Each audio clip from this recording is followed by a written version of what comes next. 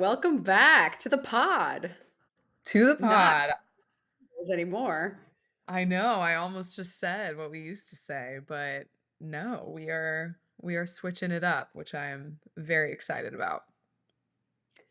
We have graduated, no longer freshmen. We are a little bit more elevated, I'd like to think. 2 years later. I know, and it didn't even feel like freshmen at the time. When we our last podcast was in 2022, almost 2 years ago, which is crazy. But it's now, I'm very excited for this next version, which, we thought a lot about the name, and this next go around, it was important for us to have more of our personalities, more of us in it, even though it's always been us, but have talked about how we felt like we had to, you know, button up a little with the last pod, and this one, not so much. Exactly, yeah. We've always just being young women at all in a professional setting, I think have always really had to put on a very professional vibe and want to appear that way and seem like we've got it all figured out, and we've never had it all figured out. So I think this switch will really uh just seems more true to ourselves, and it'll really kind of like show our personalities more and like the real vibes, not just everything's great, everything works. We know everything there is to know because we definitely don't. Totally, and I feel like that it just gives us more authenticity and realness, which we feel that in our day to day, but there is definitely this lens. I think that all entrepreneurs feel like they have to put on when they're just trying to keep it together. And man, I these past couple of years have been continuously insane. So it's nice to have an outlet where we can talk openly about what has been going on. Yeah. So we still will talk about specific business topics, but I think we'll share many more anecdotes and fun things that have happened along the way and really give our genuine perspectives rather than just a fully kind of educational take Yeah. on some things, which is more fun in my opinion.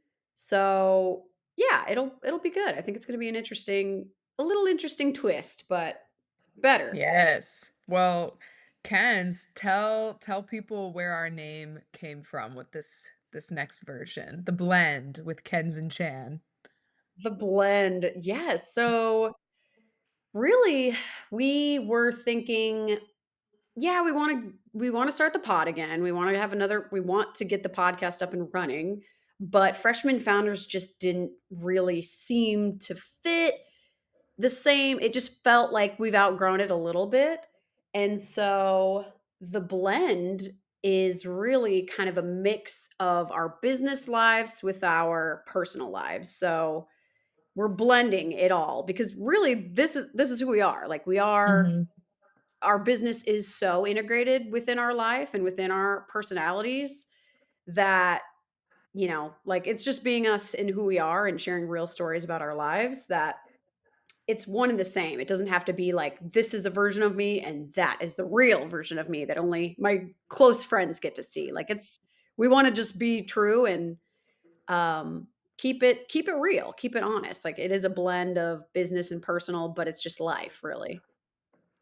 I love it too. I know we were throwing a lot of different names around, but then we both kind of at the same time came to this name together, and it really became the front runner. And why I love it too is because, like you're saying, that's really our lives together. Like it's a blend of friendship, business, it's our lives. And I feel like we're one of the few that have really made that kind of partnership and friendship work, and for the amount of time we have, so it just makes sense, like, it is. It's blended. So true. That's such a good point. That's a difference too. I think our lives have been blended, our whole careers, our entire 20s has been the blend. It's been a The blend blend. of so many things. So I Yeah. love it. It's true. It is all encompassing. Yes, and so with freshman founders, like, we're going ahead and we're just starting our next season as the blend, but we'll have the old episodes available, and so it'll just be Yep. there, and people will see it's more like a fundraising episode or your minimal viable product or, various things, but for those who are maybe listening, not sure how you find us, but pumped that you're here, but for those who are listening, really how we even got started, maybe we talk a little bit about that, just our quick Sure. background if they're new. Yes, no, that's a good idea. And it shouldn't be so different from Yeah, old. Like it's not like you're gonna be like, what is going on? Like it's still us talking about business-ish type things. We're just gonna be a Mhm. little less buttoned up, I think, which makes it more entertaining. For Uh, sure. but I'm Mackenzie, by the way. This is my voice if you're just on audio, and Channing is the other one. Hello, hello. And we started our company Eva about 8 years ago now, while we were still in college at Belmont University in Nashville, Tennessee. Yes, and we just started working together in various ways. Instant, best friends, but also wanting to really find, just that passion project that ultimately became our business that we were super into during college. And so it's been a wild ride through the years. And why we even first started Freshman Founders was because we started in college, and a lot of college students and universities were asking us the questions of how did you start? Why did you start in college? What was it like starting a business, growing a business while you were in school? And so that's why we started the podcast, was to answer those questions more on a wider scale. So, like Mackenzie's saying, we now just find that there's kind of that next version of talking it through. So I'm excited to dive in. I feel like we've got some good things to chat about this season. Yes, we definitely do. We have a lot. And it's been 2 years since our last recording, so obviously a lot has happened since then. Hmm. Our last episode that we recorded was about fundraising, which is like v a lot of our time, like, especially you. That is so much time that has gone into this many years in business now. And it's a very important topic. Like everyone wants to know about it. It's hard to Hmm. understand. There's nuances. So that's why we've had so many episodes just about fundraising, and Yeah, it just doesn't end. There's always more to learn. totally. And I, what we talked so much about on, a couple years ago was really early stage investing. And there's so many different phases of that. And that's why we're always learning because, yeah, there's early stage, angel, pre seed, but then there becomes seed, micro VC, major VC, strategics, like all kinds that you really get thrown into as an entrepreneur. And yes, so really to catch everyone up to speed. So our last episode was mid of 2022, like May, I think. And uh that was then 2023 was like the year of fundraising for us. And as many know, of course, if with the economy, it was bad, bad news. So bad. Sucks. And it's crazy. Like, I mean, we've obviously talked to so many founders and it's across the board. Like everyone feels like 2023 was harder Yeah, than the pandemic. definitely for our business. And not even like not revenue wise necessarily, but just like challenges that we couldn't even predict. Yeah. Obviously, COVID was unpredictable too, but like at least when we were in 2020, we're like, well, it's gonna keep sucking for a while. Like we know this Yeah. this is shit and it's not gonna get better. No. But then by 2023, we're like, oh, this is our year. This is our comeback, right? Wrong. And it wasn't. Wrong. Yeah, so wrong. It I think it just like with the economy, like things just stopped. Like major cuts had to be made.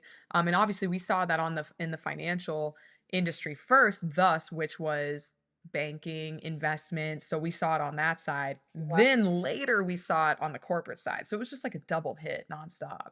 Yeah.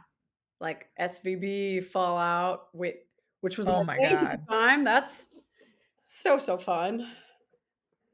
Such a typical startup situation.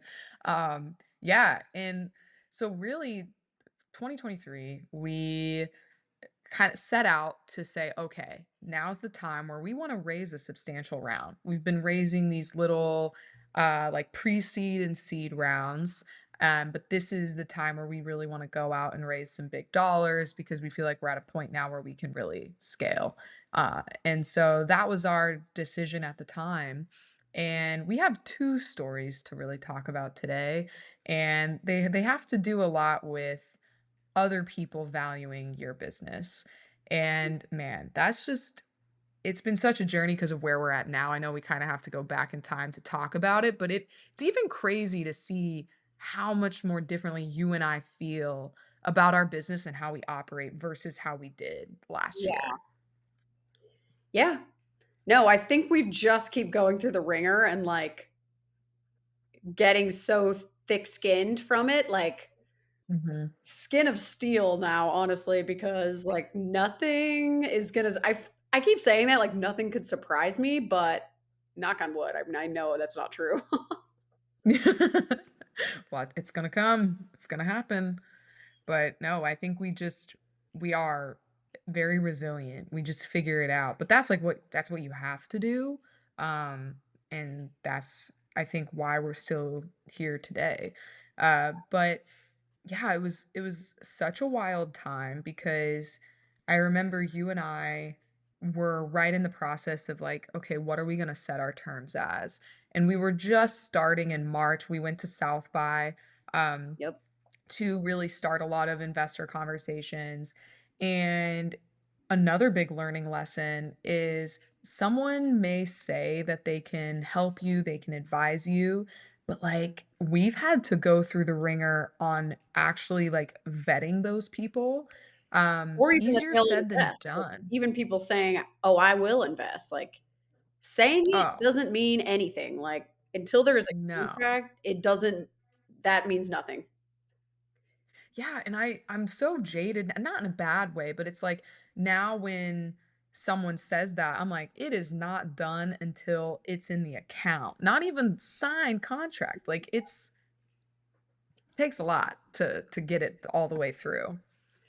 Yeah, And yeah, I feel like we have had a lot of people and it's just I don't know why, but it seems like maybe this happens to every founder, but it's like people come out of the woodwork who say they can help you, say they're gonna, do big things for you. And you're like always hesitant because you're like, okay, but then like they start showing you, oh wow, okay, like this person either knows what they're talking about, like they have major connections, they have the money.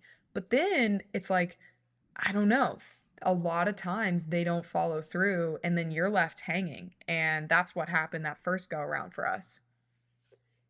yeah, yeah, we were getting a lot of feedback from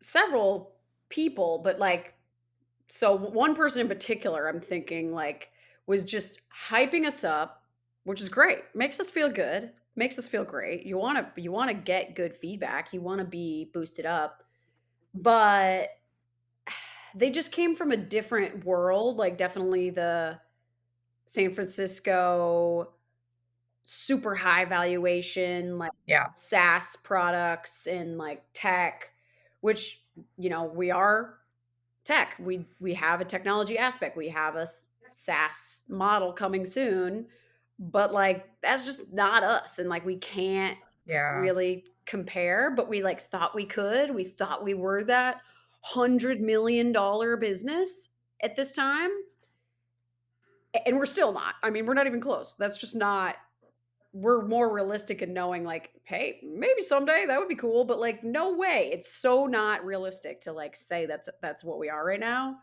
and we were getting the feedback that, like, "Oh, yeah, you could Yeah. raise at that."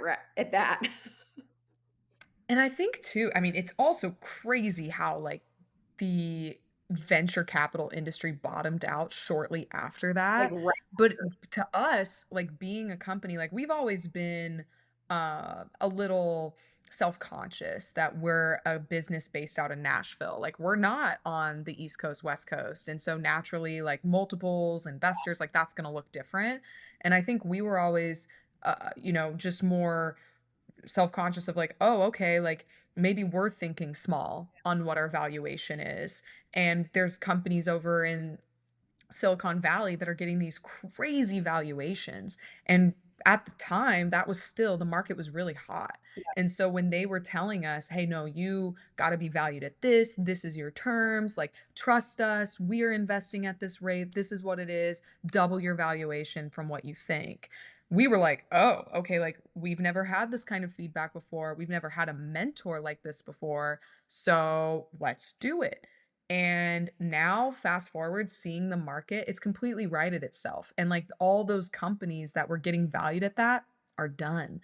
And so it's just insane to see like even what happened, months after Yeah. when that all went down. Well, and also, I mean, I always hear how women, like, undervalue their companies, and, Yes. like, we're just more realistic about revenue projections and what our value is. Like, we're probably not gonna, like, if we do $1,000,000 in revenue, we're not gonna say we're worth $100,000,000. Like, we're just a little more realistic, and we do know dudes who are like, will do that. They're like, "Yeah, I'm worth Yeah. $100,000,000, but I've barely made $4 yet." Like, and we've seen them Yeah. raise at that, and we're like, "Well, maybe maybe we're our own detriment," but, I some Totally. realism is not a bad thing, I think. For sure. And I think it never now looking back, I don't think it's ever hurt us to be realistic entrepreneurs on what we can hit and what we Yeah, are, because I think that it's really the industry's writing itself anyways. And so then like one of the hardest things that I've had to look back on from that year was we got a term sheet at the valuation we should have been at. Like getting a term sheet from a lead investor, that's like the hardest thing to have happen when you're finding the right person who believes in you. yeah, And we were, listening to this feedback that our valuation should be double. And so we technically turned it down. And then the industry crashed. And oh, guess what? That's the valuation we should have been at. And so then we go to raise it that, but we had lost that term sheet from the very beginning. Everything works out the way it should because ultimately that wasn't the right investors for us. And we've now been able to see that we did end up finding the right ones for us to lead our round. But it's just insane because that was like 6 months of running around like our heads were cut off. And it's just crazy to look back on and go, wow, just because we listened to someone else's advice, we maybe missed out on a big opportunity. yeah. I remember getting that term sheet, literally opening the doc and being like, "Ugh, yeah, right." Within seconds, like, "Oh, we could never." And showing it to David Carabinos, we'll name drop when we love them, like, a great Yes. mentor of ours, he showed it to Oh him, he my was like, God. "A bird in the hand's worth two in the bush," literally said that phrase, and I was like, "What?" But I was like, "No." I literally was like, "Eye David. roll, nope. We're so much better than this. We're gonna raise Oh my at God. double this valuation." And he was like, "Okay, Yep. hey, go for it." No.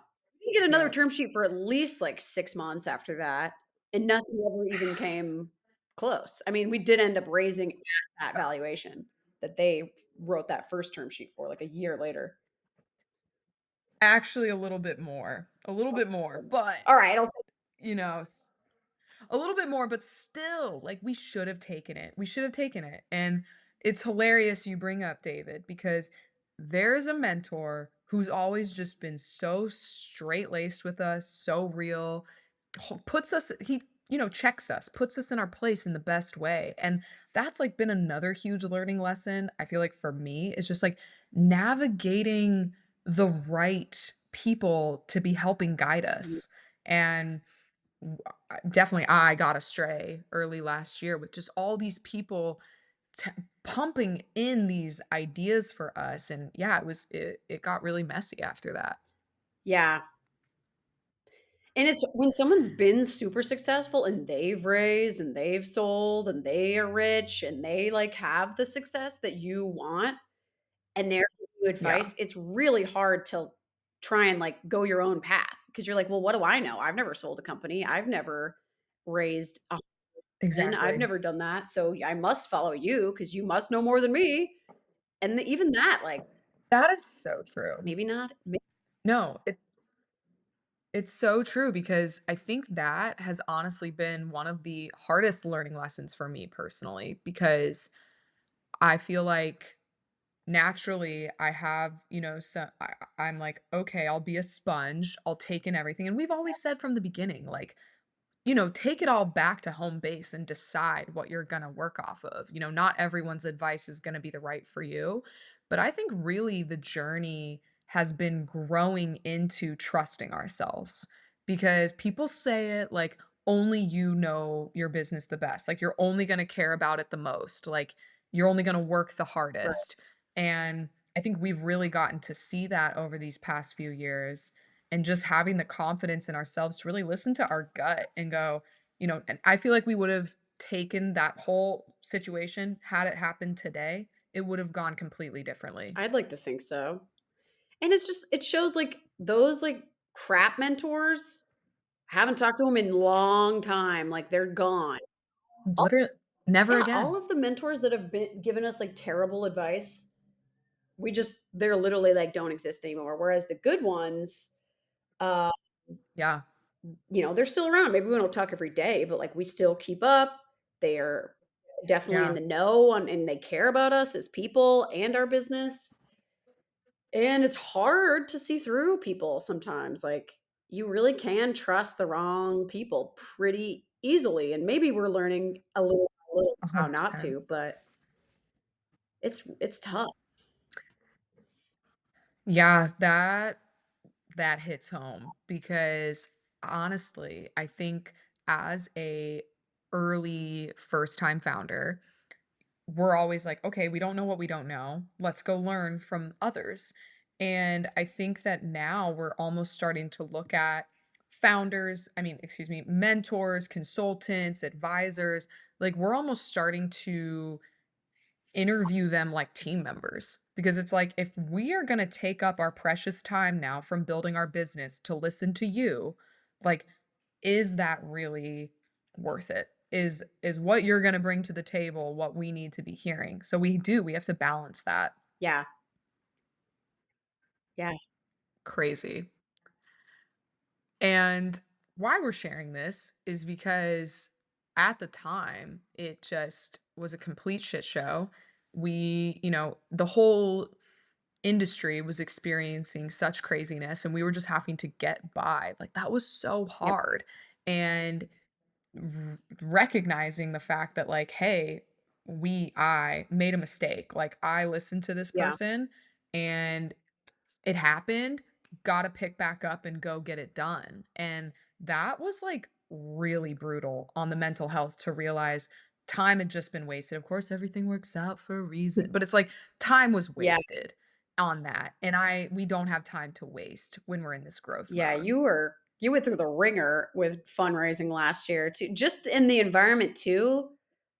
Talk about wasting time, like, some of these investors were just scared to commit to things, so they're like, "Let's just do Mhm. 17,000 hours of due diligence, and, like, you're gonna answer everything that I've ever needed to know about any business and say no." Like, I'm still gonna say no. It's like, just the chase, Totally. like, you're not gonna hurt my feelings.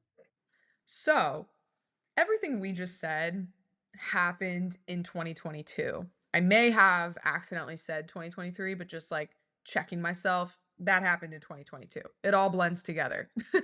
One big shit show. But then, so we got through that. And at the very end of 2022, another crazy thing happened. And Yeah, we randomly met someone with a company who wanted to acquire our company. And this is like the complete opposite of, for a founder's experience, fundraising and getting acquired. Like those are the two big push and pulls. And I think because of everything we had been through that year, I again looked at that whole experience way different than I would have now. So Kenz, you want to talk a little bit about it? Yeah. So, gosh. So someone like hyping us up, telling us we're worth 200 million, all the way to getting like a pretty terrible offer when it comes down to it. It took us a while to realize that and like understand fully what this acqui-hire was going to look like because it was sneaky. That's what like Mhm. private equity does, but Yep. yeah, a company that's in the same industry as us, like events and entertainment, was like, "We should partner. This makes perfect sense. Like, you guys have the tech." And we're like, "Yes, love this." And they, were doing significantly more revenue than us, had been around a lot longer, just were more legit. And they were booking big names and like had great clients. So it all was like, "Ooh, fun. This might work out." Um, just got to know each other a lot, even really like trusted each other for a while there and really like enjoyed each other's company and worked well together. And then when it came down to it, the deal, thank God we just like could tell and and even had lawyers to help us decipher some things Yes. and didn't just like Yes. get excited about like quote being bought because it would have been a terrible deal. Like it it was Yeah. no cash up front. It was, like, all earn out. We would have had to hit Yeah. goals to get any money, which is how a lot of deals are done and how people probably get screwed Mhm. when they sell their businesses. But we're like, "Wait a minute. We're seeing through the lines here. This is a terrible deal." Yes, and thank goodness for great mentors who had been through it before. We really listened to our trusted advisors on this one because they had been through it.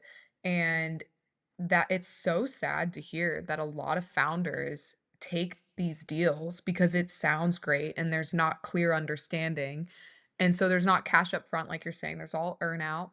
But then what happens is you have these specific goals you have to hit to get your earn out, but if they turn the faucet off of your resources because they own you now, or your budget, or your campaign money, and you can't hit those goals, Mhm. you get nothing. So, one of the best pieces of advice we got during that time is you have to feel great to take the offer with the money that's on the table in the deal because you may never see the Yep. rest. And it was like, easy answer because we're not seeing anything up front.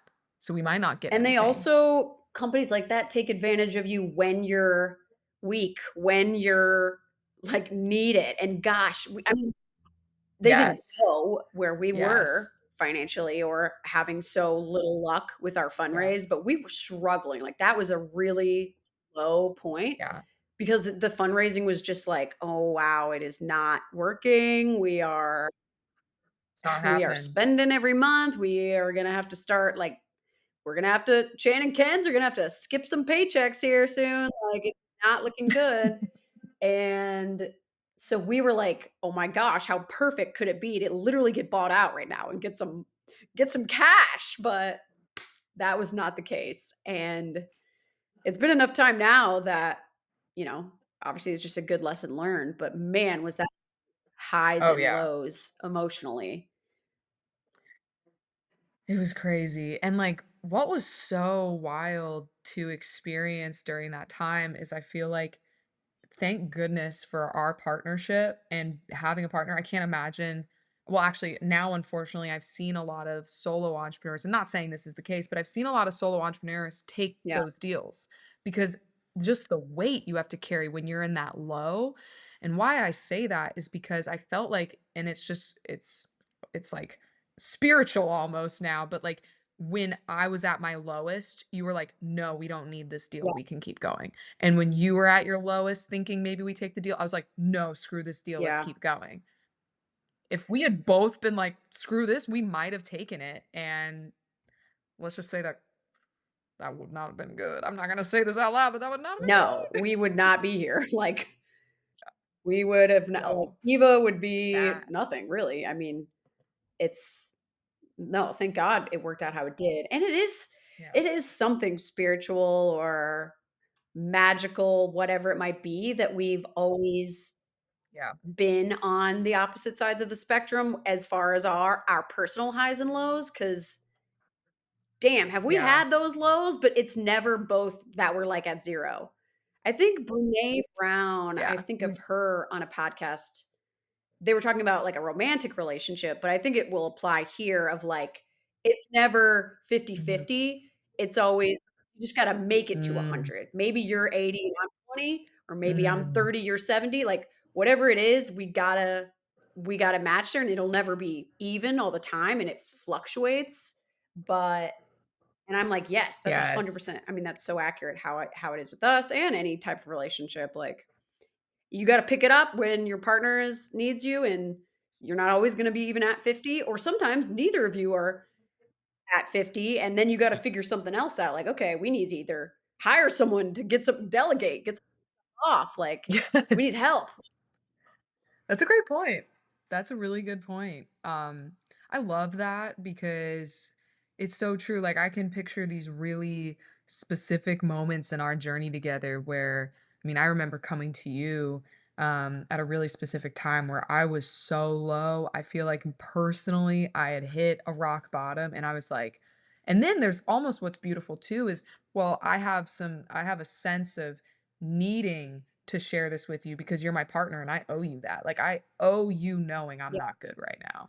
And just it's so beautiful how then coming out of those conversations are always really scary to have, but yet we always feel so much better after because it's like, no, no, come on, like you're good, we got this. And I that's know. It amazing. is funny how we both do that, like, we'll not be so real about it, and then eventually it comes out because, of course, you can't hide it forever, and then it's like, "Dude, Yeah.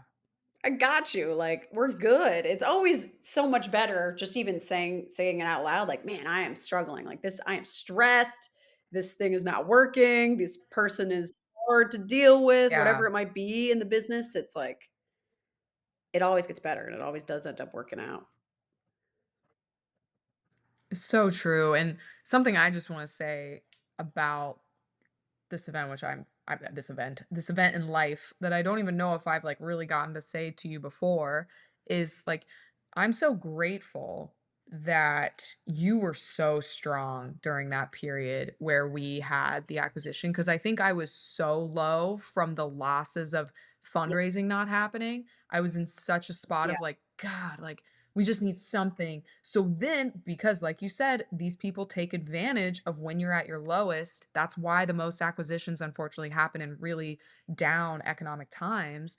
But when that came, I was like, it looked better. I had rose-colored glasses on, and you unfortunately had to have the harder job of being like, "Get that stop that," you know? And I was like, "But it could be great." And I wasn't thinking clearly because I was in such a bad spot, and you really had to push us through I that mean, that no, I was phase. thinking of the boat I was gonna buy. I was, like, in the mindset.